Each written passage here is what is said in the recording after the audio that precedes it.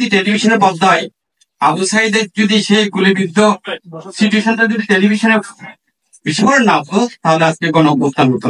তো সেদিন যদি ওয়াসিম আকরামের লাশের ভিডিওটা যদি টেলিভিশনে না আসতো তাহলে রাস্তায় মানুষ নেমে আসতো না। সেদিন যদি মুক্তর সে পানি দাও সে পানিটা যদি টেলিভিশনে না আসতো আজকে আপনাদের এখানে পাওয়া যেত না, আপনার সে আগের অবস্থানে থাকতেন। তবে দিন বদল হয়েছে, গণঅভ্যুত্থান হয়েছে, স্বৈরাচার পতন হয়েছে আপনাদের কাছে। আমি বলবো না মিডিয়া থেকে স্বৈরাচার পতন হয়েছে, আমি একজন পেশাদার সাংবাদিক হিসেবে বলবো যে আমরা অনেক কিছু পরিবর্তন হয়নি, বিশেষ করে আমরা টেলিভিশনে যারা কাজ করি তাদের জন্য। আমরা মনে করেছিলাম যে আগে দলীয় ভিত্তির যে সংবাদ কভার করতে গিয়ে আমরা অনেক বাধার সম্মুখীন হতাম, কিন্তু এখনো হই। আগামী দিনে ক্ষমতা আসলে আসলে আমি মনে করি যে অনেক কিছু সিচুয়েশন পরিবর্তন হবে, কিন্তু আপনাদের এখন থেকে পরিবর্তন দরকার। বিশেষ করে যারা সামনের সাথে লিডার আছেন, আমি মনে করি যে আসলে বিএনপি যেহেতু আপনারা জন্য আপনারা যেহেতু সাংবাদিকদের সাথে করতে আসছেন, আমি আমার একটা সোসাইটি আছে, আমার একটা কমিটি আছে, এখানে যতগুলো ক্যামেরা আছে তাদের আমিও প্রতিনিধিত্ব করি। আমি এই সময় প্রেসিডেন্ট ছিলাম। আমি মনে করি যে অনেক কিছু আপনাদের মাঝে দুর্বলতা আছে। আপনারা আগামী সময় ক্ষমতায় আসবেন, রাষ্ট্রপ্রধান হবে, তারেক জিয়া দেশে আসবে। গণমাধ্যমের যে কাজের পরিধিটা সবচেয়ে শৃঙ্খল হওয়া দরকার, আমরা এখানে বিএনপির প্রোগ্রামে গেলে আমরা কখনো পাই না। বিশেষ করে আমি নাজির রহমান মন্ত্রী ভাই আছেন, উনি সদস্য সচিব। আমি জানি না আমার কোন সহকর্মীর সাথে ওনার বাইনেমে পরিচয় আছে কিনা, বাইনেমে কাউকে চিনে কিনা, ব্যক্তিগতভাবে আমাকে চিনে কিনা, চিনার কথা বলি নাই। কিন্তু একটা আমি যখন নিউজ কভার করতে যাব আমারও কিছু চাওয়া পাওয়া থাকবে। চাওয়া পাওয়া এটা যে আমি আমার দূরত্ব জায়গা রেখে আমি নিউজ কভার করব, আমি সঠিক সংবাদটা পাবো, আমাকে দাঁড়ানোর জন্য জায়গা দিতে হবে। আপনি একটা প্রোগ্রাম করছেন, আমার জন্য জায়গাও রাখলেন না, তাহলে এই প্রোগ্রামটা করার কোনো দরকার হয় না। আপনি এত টাকা খরচ করলে কিন্তু আমার জায়গার আপনার কর্মীরা সামনে বসে আছে, আমাকে লাথি মারতেছে, আমাকে ভুঁতেছে, কিন্তু আপনার কাউকে বললে আমরা এই বিচারটা পাই না। তবে একটা জায়গায় বিচারটা পাই, আপনার এখানে অনেকেই আছেন। আমরা যখন আসলে মেয়র মহোদয় ডাক্তার সাথে যে প্রোগ্রাম দেয়, আমরা যদি কিছু বলি উনি শুনেন। ইয়াসিন যদি লিটন ভাই আছেন, তাকে যদি বলি সে শুনেন, কিন্তু অনেকে আছেন অনেকে শুনেন না।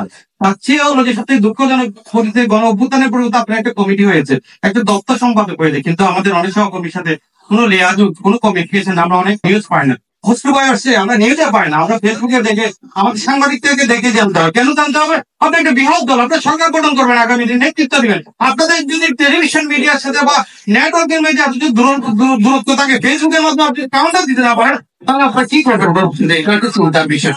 আমি মনে করি আমার জায়গা থেকে আমি বলবো আমি একটু পেশাদার সাংবাদিক। গণ অভ্যুত্থানের আগেও যেমন ছিলাম, 17 বছর যেমন ছিলাম সাংবাদিকতা এখনো আছি, আমাদের কোনো পরিবর্তন হয়নি। যাদের পরিবর্তন হয়েছে তারা এখন নাই। আমি মনে করি যে আমাদের প্রত্যেকটা সাংবাদিকের দরকার পেশাদারিত্ব, সাংবাদিকতার ভিতরের মধ্য দিয়ে সাংবাদিকতা করা। কোন দলের লেজর ভিত্তি করতে গিয়ে যেন সাংবাদিকতা যেন অপসাংবাদিকতা না হয়। আমি আমার জায়গা থেকে সত্যতা তুলে ধরবো, সঠিক নির্দেশনা দিব, কে মানবে না মানবে আমার বিষয় না, আমাকে কাউন্টার করতে হবে। বিগত দিনে আমি দেখতাম যে আমিও অনেকটা ত্যাগের রাজনীতির সাথে ছিলাম জড়িত, অনেক আমার সহকর্মীরা বিভিন্ন দলের রাজনীতি ত্যাগ দেওয়া হতো। কেন দেওয়া হতো? এটা আমাদের ভিতর থেকে আসছে, রাজনৈতিক দলের ভিতর থেকে আসছে। আমি বলি যদি ত্যাগের রাজনীতি থেকে আমাদের বের আসতে হবে, ত্যাগ দেওয়া যাবে না। আপনি আওয়ামী লীগ করে না, তাকে আনা যাবে না, ওই বিএনপি করে তাকে আনা যাবে না, সাংবাদিক। আর এখানে আপনি সুযোগ দিতে হবে। সে কেন করবে? কেন ত্যাগের রাজনীতি? আমাকে কেন জামাত হিসেবে আপনি ট্যাগ দিবেন? আমাকে কেন ছাত্র দলের কর্মী হিসেবে ট্যাগ দিবেন? আমি ছাত্র দল কর্মী না, আমি তো জামাত না, আমি ছাত্র না, আমি আওয়ামী লীগ না, আমি একজন পেশাদার সাংবাদিক। এই জায়গা থেকে আমি মনে হচ্ছে আপনাদের কাছে আমরা বিনীত অনুরোধ করবো, সাংবাদিকতার পেশায় যেন আমরা গিয়ে আপনাদের অসাংবাদিকতার শিকার না হয়, আপনাদের কাছে গিয়ে যেন না জাহাল না হয়, আপনাদের কাছে গিয়ে না সুন্দরভাবে আমরা যেন কাভার করে আসতে পারি। এবং সম্পর্কটা হবে সাংবাদিক রাজনীতিবিদের ভিতরে, এখানে কোনো গিবে থেকে কোনো বিষয় থাকতে পারে। আমি মনে করি আমার জায়গা থেকে আগামী দিনে গণমাধ্যমের সাথে যে রাজনীতিবিদের যে সম্পর্ক আর একটু ডেভেলপ হবে। নতুন কমিটি আছে, যারা এরশাদুল ভাই আছেন, যে নাজির রহমান ভাই আছেন, আমি মনে করি আমাদের সাথে আপনাদের সাথে আসলে পেশাগত সাংবাদিক রাজনীতিবিদ এর ভিতরে সম্পর্কটা থাকা দরকার, বিল্ড আপ করা দরকার। আমি মনে অনেক গ্যাপ আছে, এই গ্যাপটা ফিল আপ করার জন্য আজকে কচি ভাই একটা সুন্দর আয়োজন করেছে, আমি ধন্যবাদ জানাই। আমার সকল সহকর্মীদের পক্ষ থেকে আমি ধন্যবাদ জানাই। আগামী দিনে নিশ্চয়ই আমাদের ভিতর বাতৃত্বের সম্পর্ক হবে, হৃদ্যতার সম্পর্ক হবে, ভালোবাসার সম্পর্ক হবে। সবাইকে ঈদ মোবারক। আসসালামু আলাইকুম।